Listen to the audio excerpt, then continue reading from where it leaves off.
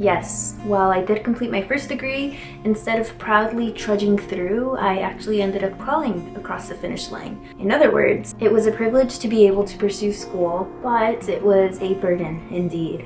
Higher education had not been all bad though. It forced life experiences on me that contributed to lots of character development, as well as a heightened sense of awareness. I got to get really good at something I loved, and I made kind, loving, lifelong friends. But after having been dealt with poor Title IX advocacy and the subsequent worsened mental health issues, it definitely made it an overwhelming and hard to recommend experience. True to the spirit of someone who finds joy in ruminating, I went ahead and sought out quantifiable data to validate my insecurities surrounding the prospect of a master's degree. Lucky for me, enrollment numbers are starting to show a diminishing amount of newly enrolled students. According to the National Student Clearinghouse Research Center, in spring of 2022, graduate programs had lost nearly 1.3 million students since spring of 2020, and undergraduate enrollment numbers are nearly 1.4 million less than before the pandemic. Even back in 2019, before the pandemic, there were around 2.3 million fewer enrolled college students than there were in 2011. This shows a steady decline with lots of variables leading to it, but ultimately I'll leave it to my unqualified opinion that grad school or higher education just sucks. It serves a purpose, but it is financially inaccessible for most, and for reasons beyond just knowing how to study, it's not for everyone, even if you have the time, money, and motivation for it. And while my time in higher ed did have its challenges, it's important to note the fact that I had an unhealthy relationship with school from childhood through adolescence. This didn't just come from nowhere. Paired with trauma from a very early age, I fell to the trap of forming my identity, my motivation, my sense of worth, all on the successes of school. This was a flawed form of self-worth, but the habits I developed from this helped me cope through childhood and adolescence in their own toxic way. I was obsessive about grades, needed to earn above 100% to feel satisfied, and had an equally established sense of pride associated with it. I say it helped me cope because it offered a form of validity to my life. Succeeding through arbitrarily decided education standards is expected and celebrated. It made me feel good. I eventually found a happy medium and tackled my bachelor degree with the intention of doing the least amount of effort to get an A in every class. The aforementioned Title IX issues aside, my general attitude towards school had changed for the better whilst in college.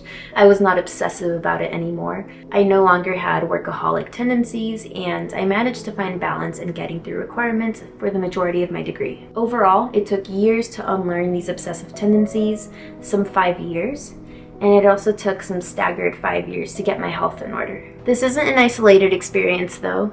Many individuals have their own reasons for not pursuing academia, whether it be other pressing responsibilities, the ambition to build or continue a business without a formal degree, pursuing trade school, and so much more. Personally, I fall into the so much more category. In short, I am focused on health and learning to live and enjoy everyday life. To provide more context, we need to take a look at what I'm doing in the meantime. I work a full-time job. It offers 3 sick days a year.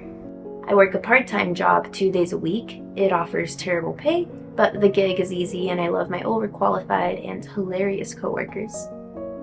While I am enjoying life outside of impending grades, juries, exams, mandatory readings, tuition, etc., I am still ridiculously busy. My jobs are pretty low commitment, they are flexible, and they're temporary. The fact that they're temporary makes it easier to cope with the fact that I do work a lot.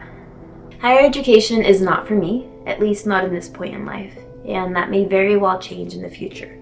Who knows? My semester before graduating consisted of a lot of personal pep talks. Months of me deciding between starting a master's program within the year or forcing myself to take a 3-year break away from school in order to focus on myself. To say the least, it was not an easy choice, but as soon as I made my choice, I felt relieved. In the case that you're considering not pushing on through another degree, be it a secondary bachelor or graduate degree, here's how I reasoned stepping away from the path with academia.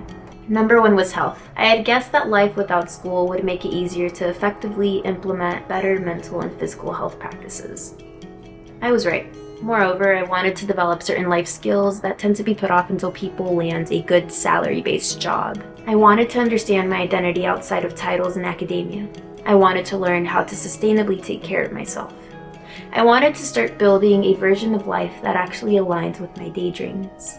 What better way to figure those things out than by going against the grain and just refusing to go down the recommended path, forcing myself to not apply and push on, despite every inch of my mind telling me it's the most practical thing to do. It ultimately made more sense for me to rest.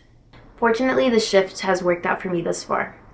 And despite new stresses like what my finances will look like 5 years from now, I have still managed to maintain this new, glaringly healthy version of myself for well over a year. Admittedly, I still operate under the assumption that returning to school would mean succumbing to poor mental health, boredom with life, and just the general sense of grief that I felt for so long. Both my health and sense of identity were negatively impacted by school, so there's a natural underlying fear in the thought of returning to a new program.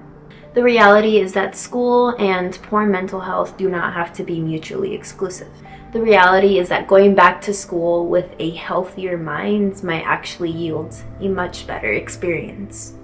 And though there were many factors that contributed to getting myself up to strong health, I can't deny that choosing to not stick to the university route had a major point of influence. I share this in hopes that one might reflect on themselves. Why are you pursuing what you're pursuing? Maybe it's the fact that you have people to support and provide for. Maybe it's financial trauma and just wanting to secure qualifications that'll guarantee a good paying job. Maybe it's that you genuinely enjoy your track and that the pursuit of titles and a good salary do work to your benefit. Moreover, for those of you who haven't felt your current track to be worth your while, those of you who are feeling every day rush past you without you being able to enjoy any of it, to those of you who wish you could be doing anything else, what are you doing to actively improve your situation?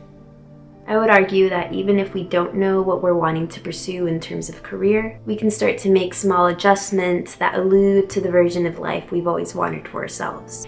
Sadly, I do not have any answers for what you should do, and I am limited by the nature of being a naive 25-year-old and the little bit of life that I have had the pleasure of living so far. I'm still undergoing cycles of trial and error, and I have a feeling those will persist throughout life in general. So while I do not have answers, I at least have ideas. And the biggest idea, the most simple of ideas, is that we just need to try things out. In terms of my mental health, that is something I set out to work on, but I never imagined I would actually yield results that get me to a place of normalcy, where that's not something on my mind anymore, where I truly feel like it's physically impossible for me to get that depressed again. Because my brain has changed, my body has changed, my place in life has changed completely, but there was a genuine effort behind it, and that effort was not linear, but it was all over the place.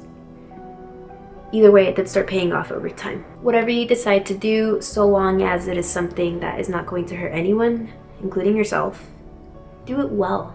Do it with strong intentions, with faith in yourself, and with a point to be present in as many points of life as possible. Ultimately, I still have no idea what I am doing, but I happen to be happy, and I wouldn't have it any other way.